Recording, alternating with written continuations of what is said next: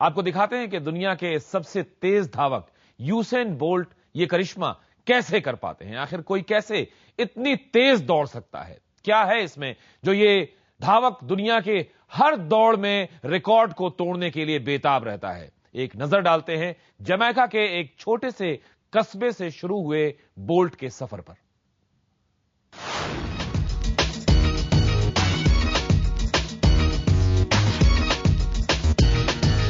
अब तक के इतिहास में सबसे तेज दौड़ने वाला इंसान,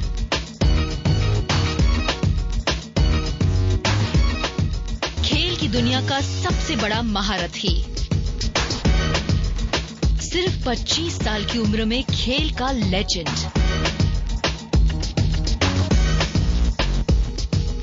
बिजली जैसी तेजी,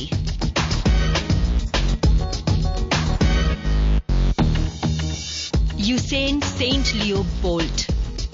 यूसेन बोल्ट जमैका की शान। मैं इसी की बात कर रहा हूं।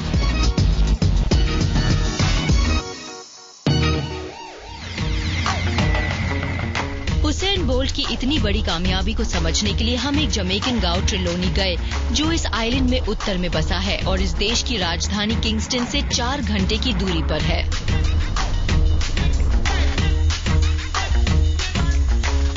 यूसेन यहीं पैदा हुए थे और यहीं उन्होंने अपने अंदर आज तक के सबसे तेज धावक बनने की काबिलियत पैदा की थी। जबकि बचपन में एथलेटिक्स यूसेन के पसंदीदा खेलों में से नहीं था। हम उन दिनों बहुत मौज मस्ती करते थे। हम सारा दिन कई तरह के खेल खेला करते। जब आप प्राइमरी में होते हैं तो खूब मस्ती करते हैं।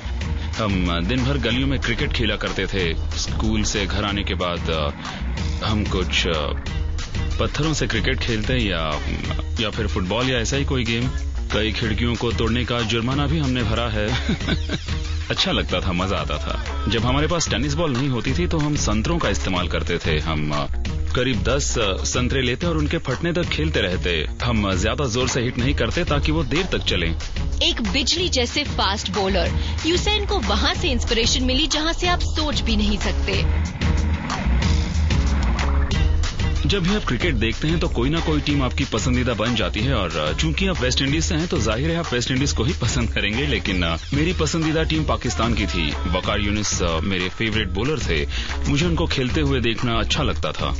लेकिन यूसेन की जबरदस्त स्पीड को पहचानने में ज्यादा वक्त नहीं लगा और लोगों ने उन्हें एथलेटिक्स में जाने की सलाह दी। बचपन से यूसेन की लंबाई और स्पीड ने उन्हें अपनी उम्र के लोगों से बिल्कुल अलग खड़ा कर दिया था। अक्सर मुझे दौड़ते हुए देखकर मेरे क्रिकेट कोच मुझसे कहते कि तुम बहुत तेज दौड़ते हो और तुम्हें दौड़ में हिस्सा लेना चाहिए। फिर मैं स्पोर्ट्स डे पर दौड़ा और जीत गया। उसके बाद मैं और भी कई मुकाबलों में गया, जैसे प्राइमरी चैंपियनशिप हो, पेरिस चैंपियनशिप हो। मैं वहां गया और जीता। मैंने पूरे आइलैंड के मुकाबलों में हिस्सा लिया और उनमें बहुत में जीता भी।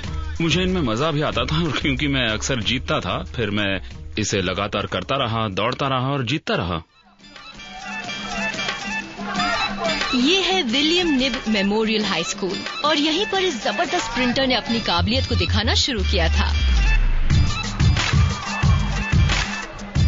यूसेन की पसंदीदा टीचर थी लॉर्ना थॉप। वो इन्हें अपनी दूसरी माँ भी कहते हैं।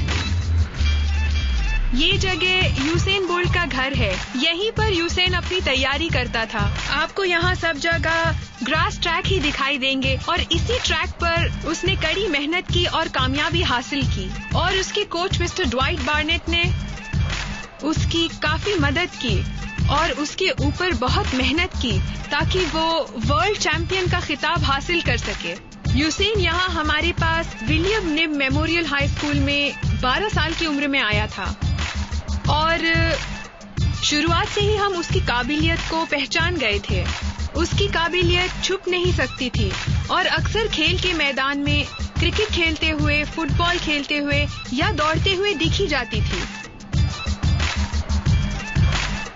और मिसेस थॉर्प ने ही यूसेन को शुरुआती मुकाबलों में पहचान बनाने के लिए उनकी मदद की, उनके लिए पहला स्प्रिंटिंग स्पाइक्स खरीदकर।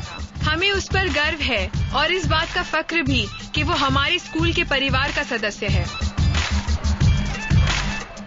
स्कूल के दिनों में बहुत मस्ती किया करता था। मैं उतना सीरियस भी नहीं था जितना आज हूँ। बस मौज मस्ती करते हुए अपना काम पूरा करता। स्कूल का सबसे मशहूर लड़का होने की वजह से और भी मजा आता था। सन 2002 में जब वो सिर्फ 15 साल के थे, तब दुनिया के सबसे कम उम्र के वर्ल्ड जूनियर चैंपियन बन चुके थे। 6 फीट 2 इंच की लंबाई के साथ यूसैन की कमाल की शारीरिक ताकत और पैरों की स्पीड ने स्प्रिंटिंग को नई परिभाषा दी है। 17 साल की उम्र में उन्होंने 200 मीटर्स की दौड़ के 20 सेकंड वाले मुश्किल बैरियर को पहली बार तोड़ा और नया जूनियर वर्ल्ड रिकॉर्ड बनाया। यूसैन बहुत तेजी से नेशनल सेलिब्रिटी बन गए। खेल की दुनिया में जबरदस्त महारत हासिल करने की वजह से वो हमेशा लोगों की नजर में रहते थे। जैसे जैसे यूसैन जूनियर से सीनियर रैंक्स में जाने की कोशिश करते, दर्द और चोट की वजह से अपनी बेहतरीन परफॉर्मेंस नहीं दे पाते। एक वक्त तो ऐसा लगा कि उनकी काबिलियत शायद दुनिया के सामने आ ही नहीं पाएगी। लंदन में पेस स्पोर्ट्स मैनेजमेंट के रिकी सिम्स आज यूसैन के एजेंट है और इन्होंने ही यूसैन के प्रोफेशनल करियर को सही दिशा देने में मदद की है। वो सन 2002 से ही जमैका में बहुत मशहूर हो गए थे। उनके देश के लोग उन्हें बहुत पसंद करते थे। वो उन्हें उस मकाम पर देखना चाहते थे जहां वो इस वक्त हैं। उनके अंदर कमाल की काबिलियत है और शुरुआती दिनों में उन्हें बहुत ज्यादा मेहनत करने की जरूरत नहीं पड़ती थी। वो बहुत कड़ी मेहनत और बहुत ज्यादा ट्रेनिंग किए बिना बहुत आराम से दौड़ा करते थे। जैसे ही उनकी ट्रेनिंग को कम किया गया और बाकी एथलीट्स की तरह उनको भी खुद को बिना चोट पहुंचाए तैयारी कराई गई, तो दिखने लगा कि उनका करियर कमाल का होने वाला है। यूसैन बोल्ट जब भी बाहर निकलते हैं, उनके एक एक कदम पर हेडलाइंस बनती हैं। कई बहुत बड़े इंडोर्समेंट डील्स के साथ यूसैन एक ब्रांड भी है और हर साल करोड़ों रुपए कमा रहे हैं। अपनी इस कामयाबी के बावजूद यूसैन ने कभी अपनी जमीन को नहीं भुलाया। सन 2008 में ग्लोबल सुपरस्टार बनने के बाद इस 25 साल के नौजवान ने जमैका के कुछ गरीब बच्चों को यूसैन बोल्ट फाउंडेशन के जरिए मदद पहुंचाने के प्रयास किए हैं।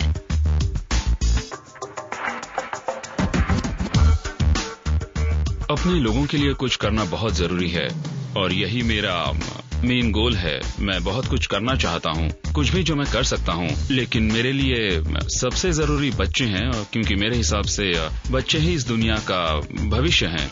यूसैन अपनी पॉपुलैरिटी के साथ पूरी तरह से कंफर्टेबल हैं, लेकिन 2009 तक ऐसा नहीं था जब उन्हें पता चला कि वो कितने मशहूर हो चुके हैं।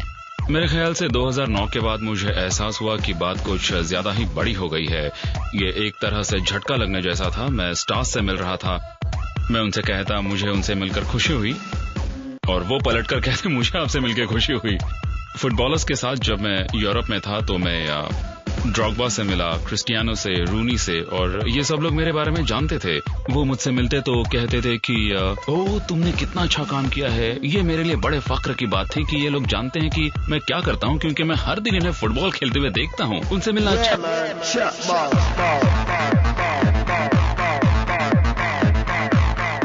जब वो मुकाबलों में हिस्सा नहीं ले रहे होते हैं तो जहाँ भी होते हैं वहाँ मौज मस्ती ही करते हैं।